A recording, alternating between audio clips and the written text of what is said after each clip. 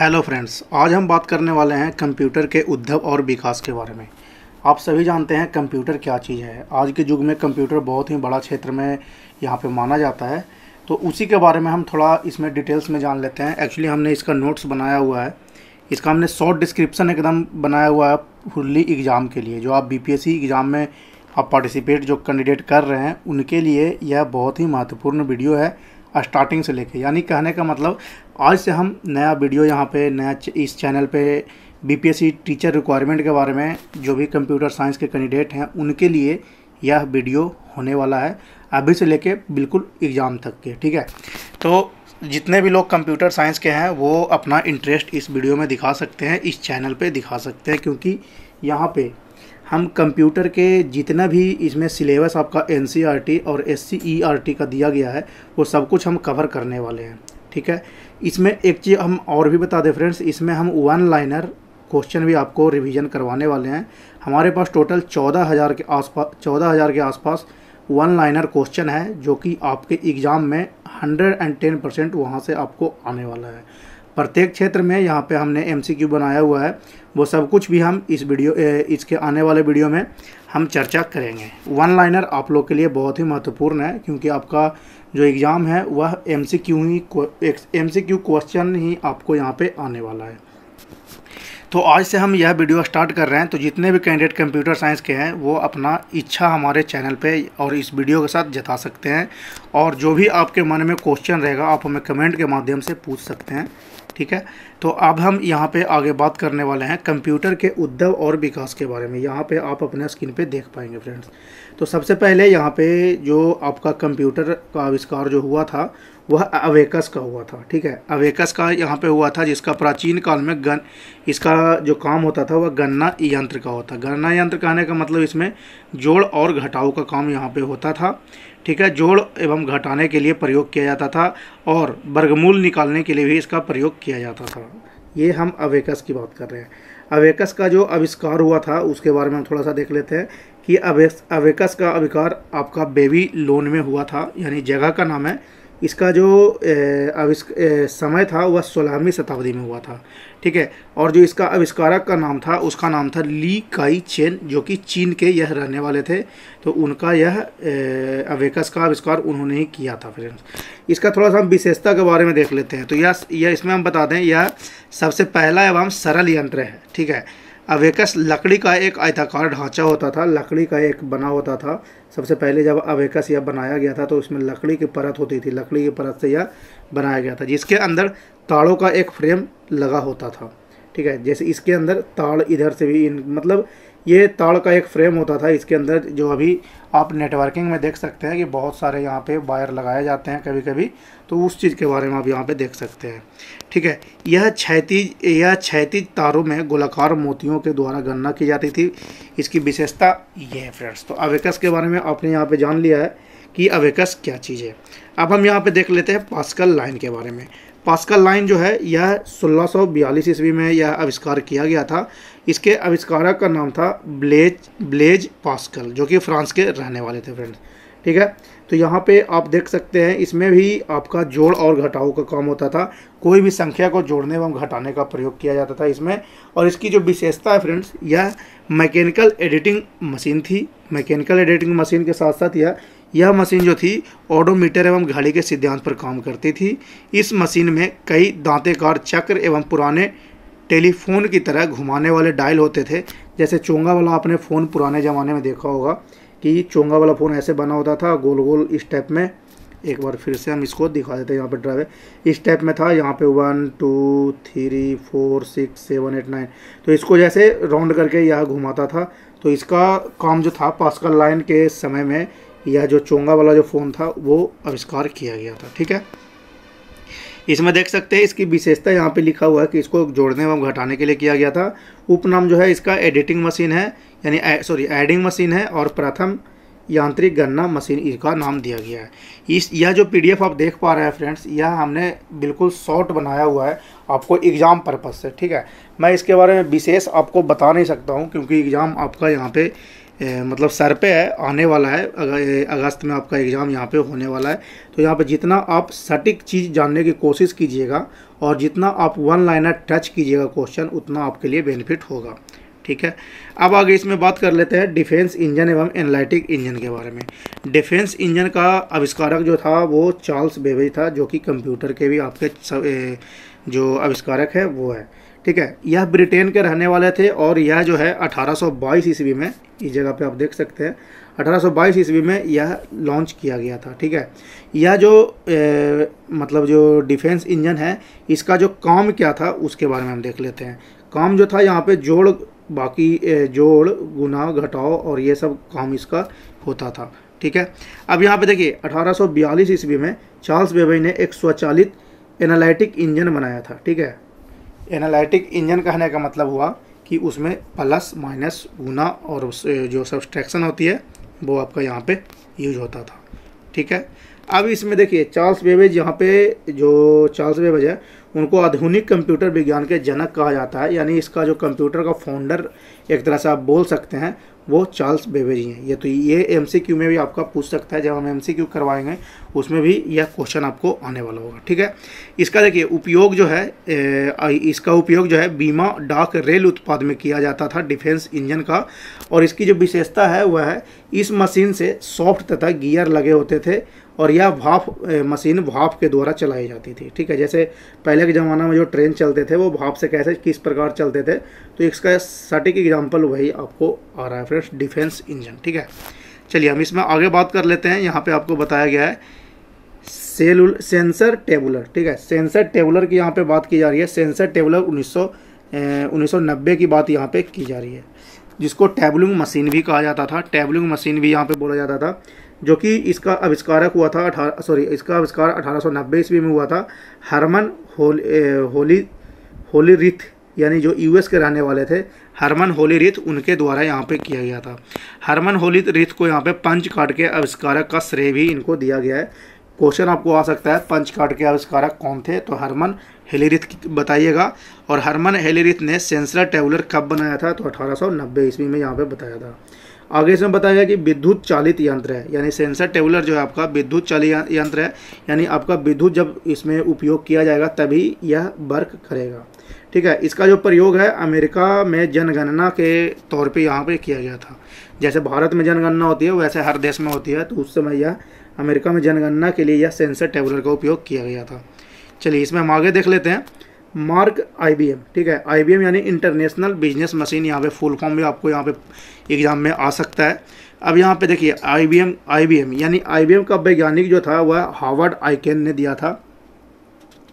Harvard Aiken ने यहाँ पे दिया था। IBM को एक तरह से मार्क 1 भी कहते हैं, जिसका यहाँ पे आगे आपको बताया गया है कि विश्व के प्रथम पूर्ण स्वचालित विद्युत यांत्रिक गणना का आविष्कारक थे। विद्युत यांत्रिक गणना के आविष्कारक कौन थे, तो उनका नाम आ जाएगा हार्वर्ड आइकेन। ठीक है, तो ये क्वेश्चन भी आपको एग्जाम में पूछ सकता है।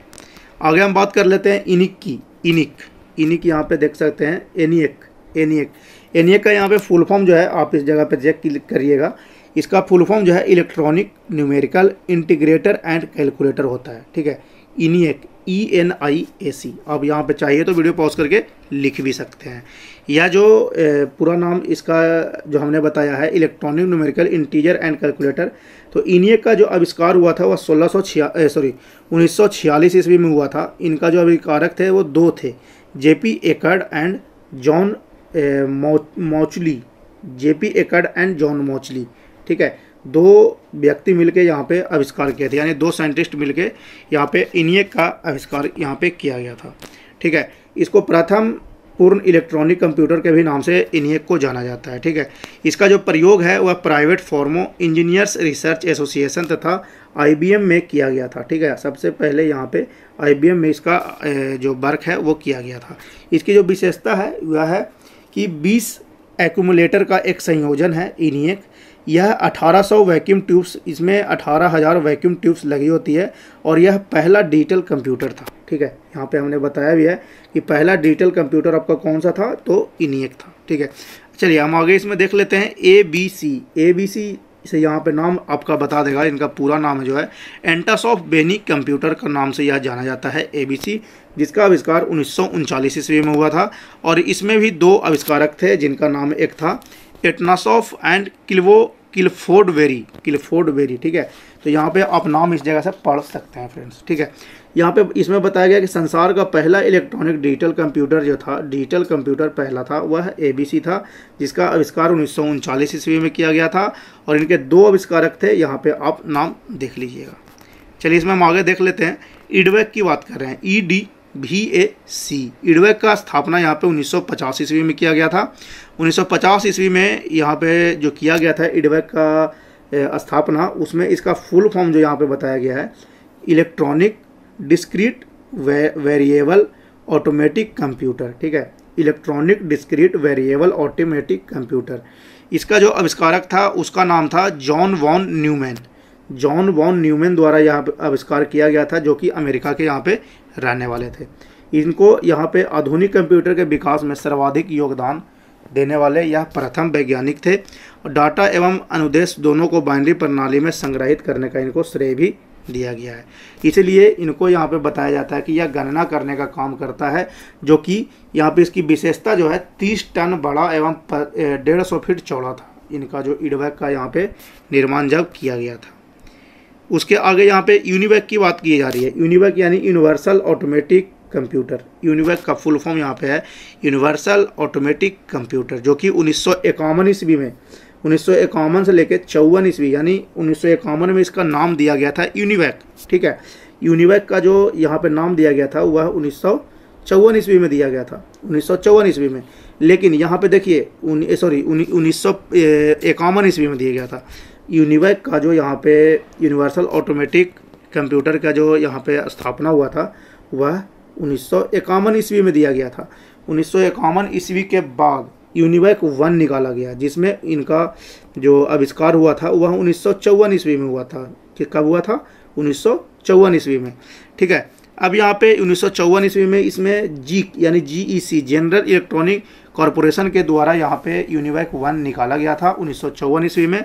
यहाँ पे आपको क्वेश्चन दे सकता है फंसाने वाला कि यूनिवेक का जो आपका स्थापना हुआ था वह कब हुआ था। तो यूनिवेक का स्थापना 1951 ईस्वी में हुआ था और यूनिवेक 1 की स्थापना आपका 1954 ईस्वी में हुआ था, पूरे 3 साल के बाद, ठीक है। यहाँ पे प्रथम कंप्यूटर जिसका उपयोग व्यापारिक एवं सामान्य वर्गों में हुआ था, यानी इसको वाणिज्य के लिए उपयोग किया जाता था, वाणिज्य इस्तेमाल के लिए इसका उपयोग किया जाता था। इसका विशेषता था यह कि इनपुट और आउटपुट की समस्याओं को अतिशीघ्र हल कर देता था। जो भी इनपुट और आउटपुट की समस्या थी वो अतिशीघ्र यहाँ पे हल हो जाता था इसके द्वारा। यह सांख्यिकी एवं शाब्दिक दोनों प्रकार के डेटा को संसाधित करता था। यह मैग्नेटिक टेप का प्रयोग इनपुट आउटपुट के लिए करता था फ्रेंड्स। तो ये यूनिवेक काफ़ी अच्छा यहाँ पे माना जाता था। उसके बाद यहाँ पे देखिए आगे यहाँ पे बात की जा रही है, यह जो है आपका यूनिवेक तक का सफ़र जो था वह ख़त्म हो गया है। अब आगे इसमें बात की जा रही है माइक्रो प्रोसेसर की। माइक्रो प्रोसेसर के बारे में आप यहाँ पे देख लीजिए, बिकॉज इससे क्वेश्चन आपको आ सकता है। माइक्रो प्रोसेसर, सबसे पहला माइक्रो प्रोसेसर जो निकाला गया था वह था इंटेल 4004, जो कि आप यहाँ पे नाम देख सकते हैं। इंटेल 4004 का नाम यहाँ पे दिया गया है, जो कि पहला माइक्रो प्रोसेसर था। यह 1970 में लॉन्च किया गया था। कब किया गया था फ्रेंड्स? यहाँ पे 1970 में इंटेल कंपनी के द्वारा। इनका जो कंपनी का नाम था इंटेल। आपको इसके नाम से ही पता चलता है कि कौन से कंपनी इस पर वर्क कर रहा होगा, इंटेल 4004 पे, ठीक है। इंटेल कंपनी ने यहाँ पे इंटेल 4004 का आविष्कार 1970 ईस्वी में किया था, जो कि माइक्रो प्रोसेसर इंटेल 4004 है। यहाँ पे आगे बताया गया इसमें सबसे छोटे आकार को कंप्यूटर का निर्माण संभव हुआ, जिसे माइक्रो कंप्यूटर कहा गया। इंटेल 4004 जो माइक्रो प्रोसेसर निकाला गया उसमें यहाँ पे सबसे छोटे आकार का यहाँ पे आपका प्रोसेसर निकाला गया था। उसी के जरिए यहाँ पे उसका नाम दिया गया माइक्रो कंप्यूटर। यहाँ तक ठीक है फ्रेंड्स। आगे हम इसमें देख लेते हैं एप्पल 2। एप्पल 2 का यहाँ पे प्रथम व्यावसायिक माइक्रो कंप्यूटर के लिए उपयोग किया गया था। इस जगह पे आप देख सकते हैं व्यावसायिक माइक्रो कंप्यूटर के लिए एप्पल 2 का उपयोग किया गया था 1977 ईस्वी में, ठीक है। कब किया गया था फ्रेंड्स एप्पल 2 का उपयोग? तो 1977 ईस्वी में किया गया था। यहाँ पे आपको क्वेश्चन आ सकता है। चलिए यहाँ पे हम देख लेते हैं, आपने यह जो पीढ़ी पढ़ी इसकी, यानी कब आविष्कार हुआ था उस चीज़ के बारे में। तो अब हम यहाँ पे देख लेंगे कि आखिर कंप्यूटर जो है क्या। ठीक है, तो कंप्यूटर यहाँ पे एक इलेक्ट्रॉनिक यंत्र है। कंप्यूटर के बारे में सभी लोग जानते हैं कि यह एक इलेक्ट्रॉनिक यंत्र है जो डेटा लेता है और उस पर प्रक्रिया करके एक अर्थ परिणाम स्वरूप देता है। प्रक्रिया करना मतलब प्रोसेसिंग। ठीक है, वह डाटा आपसे कोई इनपुट लिया, जाने कहने का मतलब यह आप हो गए, कोई यहाँ पे पीपल हो गया, यह जो है आपका कंप्यूटर हो गया, और यह इधर से हो गया आपका आउटपुट। यहाँ से कुछ आपने इनपुट दिया तो यह जो है कंप्यूटर वह प्रोसेसिंग किया। प्रोसेसिंग करने के बाद यह आपको आउटपुट देगा और आउटपुट आपको यहाँ पे विजुअल हो जाएगा। ठीक है, तो ये कंप्यूटर का यहाँ पे डिफिनेशन हो गया फ्रेंड्स। अब यहाँ पे देखिए, कंप्यूटर को किसी और नाम से भी जानते हैं, वह नाम कौन सा है उसको जान लीजिए। अभिकल यंत्र, संगणक या फिर परिकलक। ठीक है, इसको 3 अन्य नाम से भी जानते हैं, अभिकल यंत्र, संगणक एवं परिकलक। ठीक है, अब यहाँ पे बताया जाएगा आपको कि क्वेश्चन आपको आ जाएगा कंप्यूटर के जनक कौन थे। तो कंप्यूटर के जनक यहाँ पे चार्ल्स बेबेज थे। ठीक है, चार्ल्स बेबेज, जो अभी हमने थोड़ी देर पहले भी आपको यहाँ पे बताया है। अब देखिए, एक क्वेश्चन यहाँ पे आपको ये भी आ सकता है एमसीक्यू में आपको क्वेश्चन यहाँ पे आ सकता है कि प्रति वर्ष यानी प्रत्येक साल विश्व कंप्यूटर साक्षरता दिवस कब मनाया जाता है। क्वेश्चन यहाँ पे समझिएगा फ्रेंड्स, प्रति वर्ष यानी विश्व भर में हर एक साल कंप्यूटर साक्षरता दिवस कब मनाया जाता है। कंप्यूटर साक्षरता दिवस को इंग्लिश में बोलते हैं कंप्यूटर लिटरेसी डे। तो उसका आंसर आपको हो जाएगा 2 दिसंबर। ठीक है, जैसे ही 1 दिसंबर आपको पता है कि 1 दिसंबर को एड्स दिवस मनाया जाता है, उसके कल होकर आपका यहाँ पे विश्व कंप्यूटर साक्षरता दिवस यहाँ पे मनाया जाता है। तो ये आपको एमसीक्यू के लिए यहाँ पे जानना अति आवश्यक है। ठीक है, अब यहाँ पे देखिए क्वेश्चन आपको आ जाएगा कि जैसे आपने यहाँ पे पढ़ लिया कि कंप्यूटर के जनक चार्ल्स बेबेज थे, तो यहाँ पे एक क्वेश्चन है आधुनिक कंप्यूटर के जनक कौन थे। तो उनका नाम था एलन ट्यूरिंग। ठीक है, ये सब हम जो बता रहे हैं वो हम 1 लाइनर क्वेश्चन में भी आपको रिवीजन करवाने वाले हैं। तो वहाँ से आपको जब यहाँ पे सेट आप लगाइएगा, डेली हम यहाँ पे जो 1 लाइनर पढ़ाएंगे उसमें 50 क्वेश्चन देंगे। ठीक है, 50 क्वेश्चन का डेली हम सेट्स लगाएंगे, उसमें हम कवर करेंगे कि जो हमने पढ़ा है एक्चुअली उसका रिजल्ट आपके सामने क्या आ रहा है। फिलहाल हम यहाँ पे देख लेते हैं कंप्यूटर का वर्गीकरण। ठीक है, कंप्यूटर का वर्गीकरण जो है यहाँ पे 3 रूप से किया जाता है, हार्डवेयर उपयोग के लिए, कार्य पद्धति के लिए, आकार एवं कार्य के आधार पर के लिए। ठीक है, यहाँ पे 3 आधार दिया गया है, 3 आधार पे यहाँ पे कंप्यूटर आपका वर्ग करता है। पहला यानी हार्डवेयर उपयोग के लिए है, तो वहाँ पे 5 पीढ़ी है, पहली पीढ़ी, दूसरी पीढ़ी, तीसरी पीढ़ी, चौथी पीढ़ी, 5वीं पीढ़ी। ये 5 पीढ़ी के बारे में हम डिटेल्स में अभी जानेंगे। दूसरा है यहाँ पे कार्य पद्धति के आधार पर, तो एनालॉग, डिजिटल और हाइब्रिड। यहाँ पे आप याद रखिएगा एनालॉग, डिजिटल एवं हाइब्रिड। ठीक है, उसके बाद यहाँ पे देखिए आपका लास्ट में आ रहा है आकार के आधार पे कौन सा है। आकार के आधार पे यहाँ पे मेन फ्रेम है, मिनी है, माइक्रो है, सुपर है, ये सब कुछ कंप्यूटर है। ठीक है, यहाँ पे इसको ऐसे ही पढ़ सकते हैं, main frame computer, mini computer, micro computer और सुपर कंप्यूटर। ठीक है, अब देखिए, अब इसमें आगे आपको बताया गया है, इस जगह पे आप देख सकते हैं।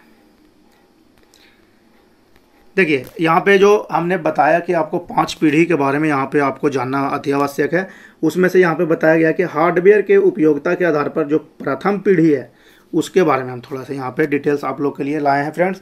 तो उसके बारे में आप यहाँ पे देख सकते हैं। प्रथम पीढ़ी जो था यहाँ पे 1940 से लेके 1956 के बीच में था। ठीक है, जिसमें वैक्यूम ट्यूब का प्रयोग किया जाता था और इसका जो भाषा था वह मशीनी लैंग्वेज में था।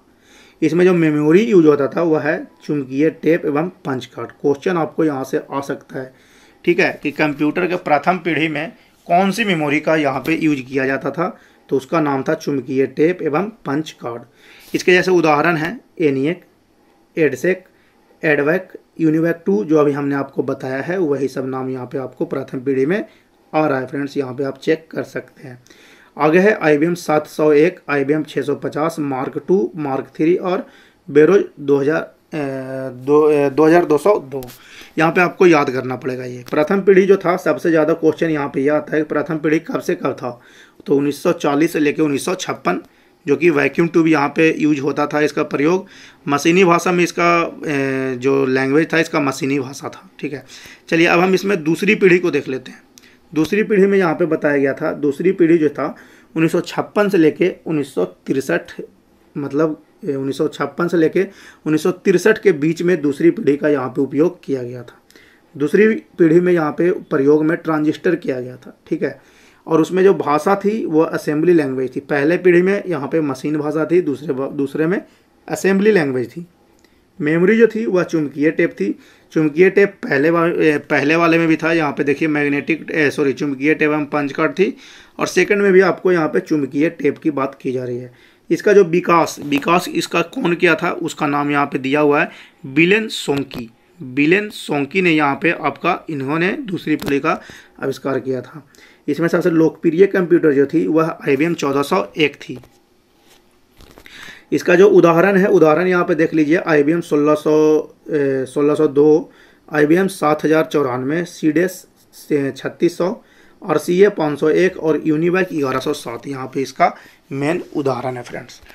इस जगह पे हमने कलम पेन से ड्रा किया हुआ है कि कैसे कैसे आपका जो पीढ़ी जो चल रहा था 1 से लेकर 5 तक, 5 पीढ़ी की बात जो हमने की है उसमें। तो सबसे पहले यहाँ पे 1940 से यह स्टार्ट हुआ था और 1989 तक किया गया था, ठीक है। तो प्रथम पीढ़ी 1940 था, दूसरा 1956, तीसरा 1960, चौथा 1971 और पाँचवा 1989, ठीक है। तो यहाँ पे आप एक शॉर्ट फॉर्म में यहाँ पे ऐसे भी आप पढ़ सकते हैं।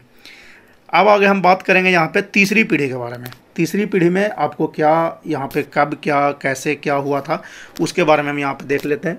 तो तीसरी पीढ़ी जो थी 1964 से लेकर 1971 ईस्वी में हुआ था। इसमें जो प्रयोग किया गया था वो है इंटीग्रेटेड सर्किट यानी IC का प्रयोग यहाँ पे किया गया था। क्वेश्चन आपका यहाँ पे आ जाएगा कि IC का आविष्कार मतलब विकास कब हुआ था।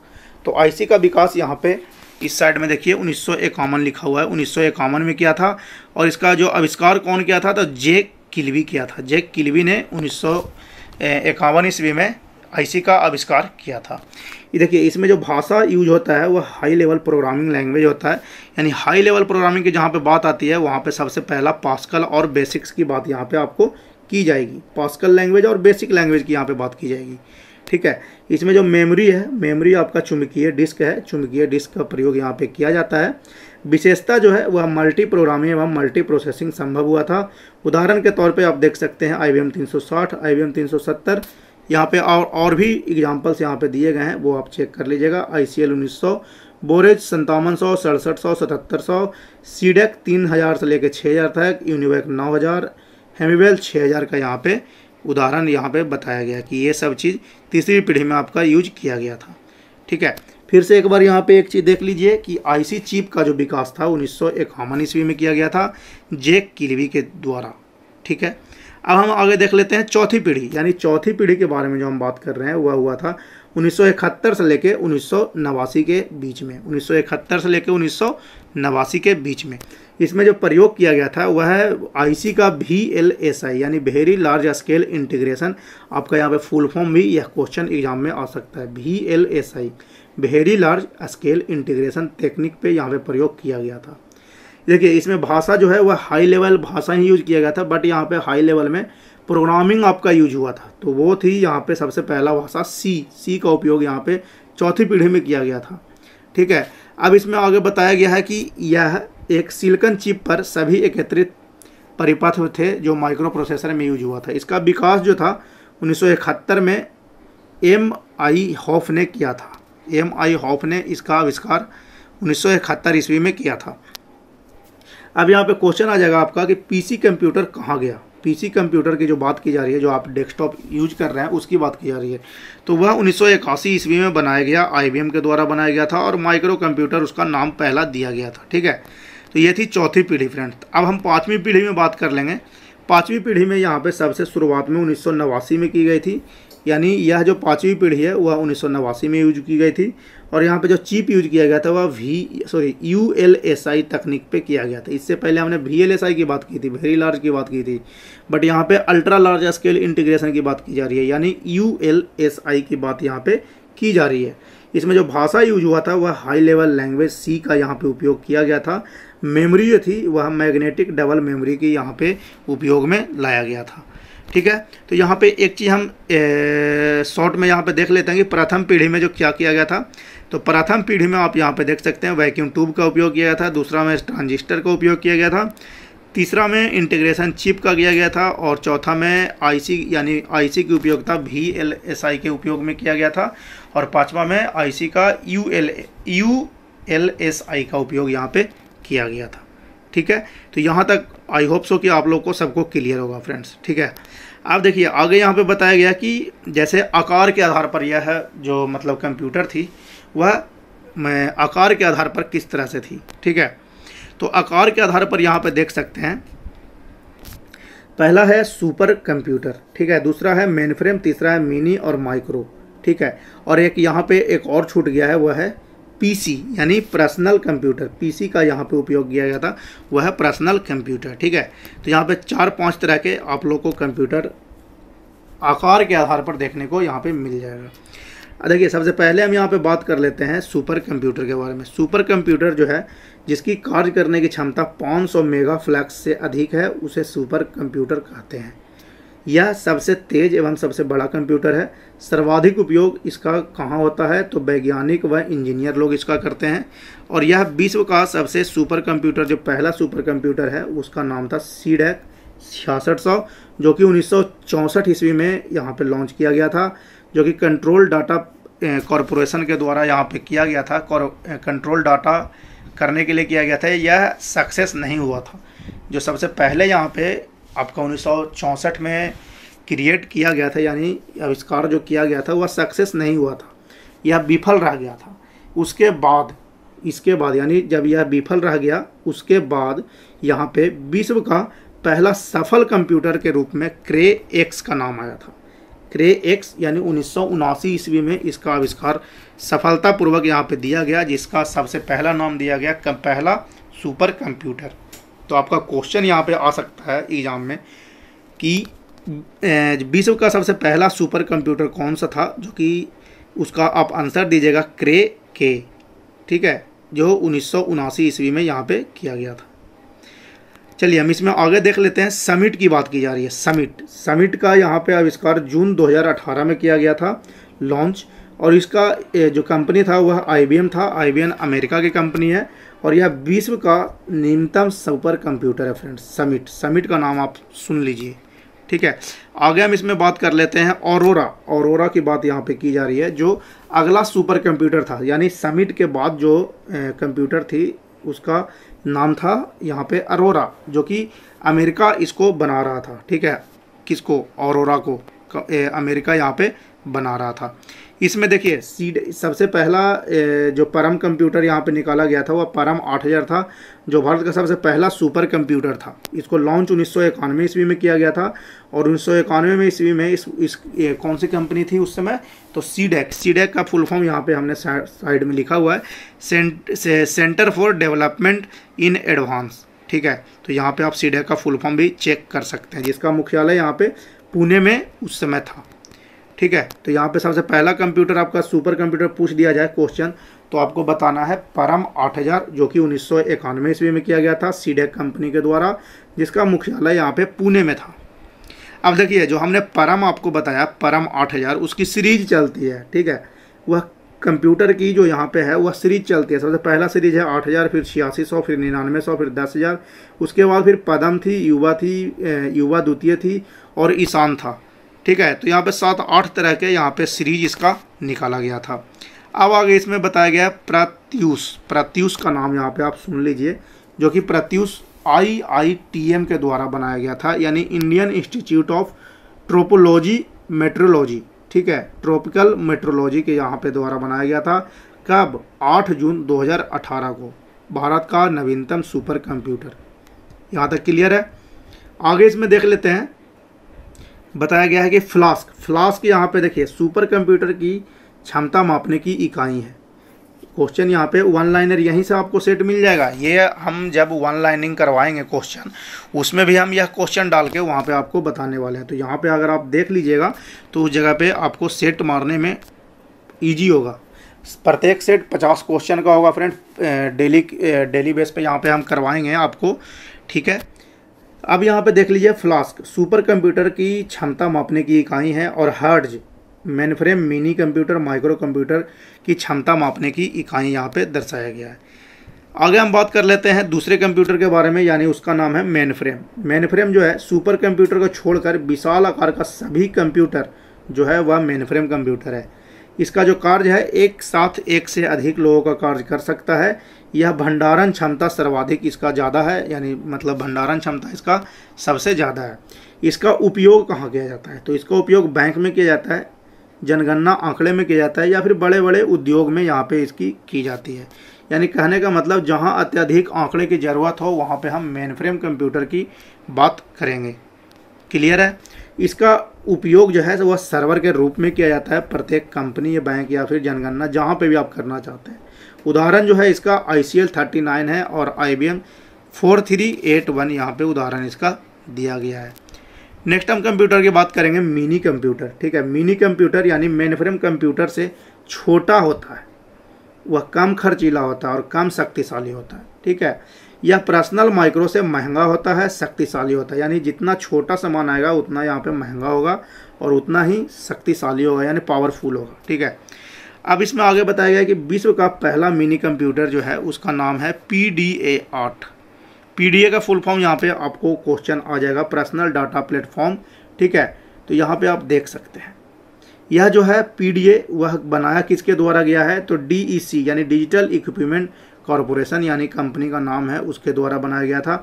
और यह बनाया जो कब गया था? तो 1965 ईस्वी में बनाया गया था। यहाँ पे आप देख सकते हैं 1965 ईस्वी में।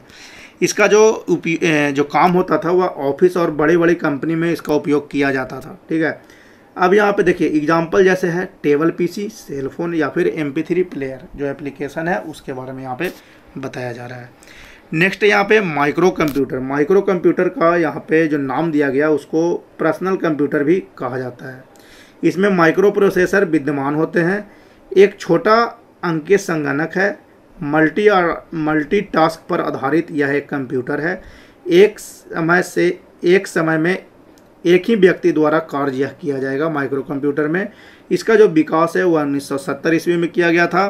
प्रथम माइक्रो कंप्यूटर पर आधारित माइक्रो कंप्यूटर का नाम था अल्ट्रा 8800, यानी अल्ट्रा 8800 यहाँ पे नाम दिया गया, जो विश्व का पहला माइक्रो कंप्यूटर था। जो कंपनी यहाँ पे जो थी MITS के द्वारा यहाँ पे बनाया गया था। इसमें जो प्रोसेसर यूज हुआ था वह इंटेल का पहला प्रोसेसर यूज हुआ था, इंटेल 4004, जो अभी हमने ऊपर में डिस्कशन किया था। देखिए आगे इसमें बताया गया कि भारत का पहला माइक्रो कंप्यूटर जो है वह सिद्धार्थ नाम है।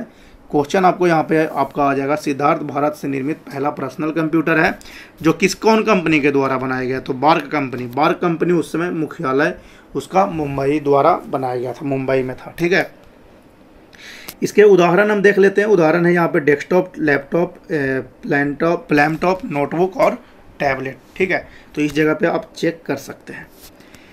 चलिए इसमें हम आगे देख लेते हैं कि कार्य पद्धति के आधार पर जो वर्गीकरण है, यानी लास्ट ईयर जो है कार्य पद्धति, उसमें है एनालॉग कंप्यूटर, डिजिटल कंप्यूटर और हाइब्रिड कंप्यूटर। ठीक है, 3 तरह के कंप्यूटर यहाँ पे आपको बताया गया है, एनालॉग, डिजिटल और हाइब्रिड कंप्यूटर। पहला यहाँ पे दिखाया गया कि एनालॉग कंप्यूटर में भौतिक मात्राओं को मापकर उसके परिणाम के अंकों को प्रस्तुत करने के लिए एनालॉग का उपयोग किया गया था। ठीक है, जिसमें भौतिक मात्राएं जो थी वह किस लिए यूज होती थी? तो ताप, दाब, लंबाई और भूकंप मापने के लिए यहाँ पे यूज होता था। इसका जो सटीक उदाहरण है वह है आपका स्पीडोमीटर। ठीक है, स्पीडोमीटर इसका सटीक उदाहरण है। थर्मामीटर है और भूकंप सूचना को मापने वाला जो यंत्र होता है, और जो नॉर्मल जो आपके घर में घड़ी होती है, दीवाल घड़ी, वो उसका आप उदाहरण एनालॉग के रूप में ले सकते हैं।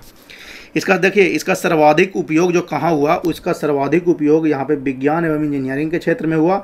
क्यों हुआ? इसका क्या कारण था? क्योंकि मात्राओं को, आंकड़ों को प्रस्तुत करता था। जो भी आपका यहाँ से जो स्पीडोमीटर से जो भी मात्रा निकल के आती थी उसका अंक प्रस्तुत करता था। इसकी विशेषता जो थी वह एक कंप्यूटर निरस्त सिग्नल देता था। सिग्नल आपका किस तरह से देगा? तो सिग्नल आपका इस तरह से देगा, ऐसे ऐसे करके आपका सिग्नल, यहाँ पे एक सिंपल लाइन होती थी यहाँ पे, उसमें ऐसे ऐसे करके एक सिग्नल यहाँ पे प्रवाहित किया जाता था। तो ये थी एनालॉग कंप्यूटर। अब हम आगे बात कर लेंगे डिजिटल कंप्यूटर। डिजिटल कंप्यूटर की हम बात कर लेते हैं तो यहाँ पे आपका आ जाएगा, यह कंप्यूटर अंकों की गणना करता था। ठीक है। यहाँ पे कैलकुलेशन करता था डिजिटल कंप्यूटर में, जैसे कंप्यूटर जो आपका समझता है वह है 0 और 1 बाइनरी नंबर के रूप में समझता है या, तो यहाँ पे अंक यानी 0 1 के रूप में डाटा आप देते थे, तो वो हमें आउटपुट उसी के हिसाब से प्रस्तुत करके देता था। आगे इसमें बताया गया कि आधुनिक युग में प्रयुक्त अधिकतर कंप्यूटर डिजिटल कंप्यूटर की श्रेणी में आते थे। ये इनपुट किए गए डाटा एवं प्रोग्राम को 0 1 में परिवर्तित करता था। जो हमने अभी थोड़ी देर पहले बताया कि कंप्यूटर जो है हमारा भाषा समझता नहीं है, जो हम यहाँ पे मांगना चाहते हैं वह सिर्फ 0 और 1 समझता है, 0 और 1, ठीक है। तो वही बताया गया कि कोई भी डेटा या प्रोग्राम हम देते हैं तो वह 0 1 में परिवर्तित करके देता है, परिवर्तित 0 1 में प्रस्तुत करता है, मतलब ग्रहण करता है और इसे इलेक्ट्रॉनिक रूप में प्रयुक्त करके हमें व्यक्त करता है। 0 1 जो है आपका हुआ है बाइनरी कोड के रूप में इसको जाना जाता है। इसका जो उदाहरण है वह डेस्कटॉप कंप्यूटर है और लैपटॉप है। विशेषता जो है यह कंप्यूटर अस्वस्थ सिग्नल देता है, यानी इसका जो सिग्नल प्रवाहित होगा, यह जो एक लाइन है यहाँ पे निकाला गया है उसमें से यहाँ उसके नीचे नहीं जाएगा, इसके ऊपर ही इस तरह से फ्लो में यह चलता जाएगा। यह है डिजिटल कंप्यूटर का उदाहरण। नेक्स्ट है फ्रेंड्स यहाँ पे हाइब्रिड कंप्यूटर।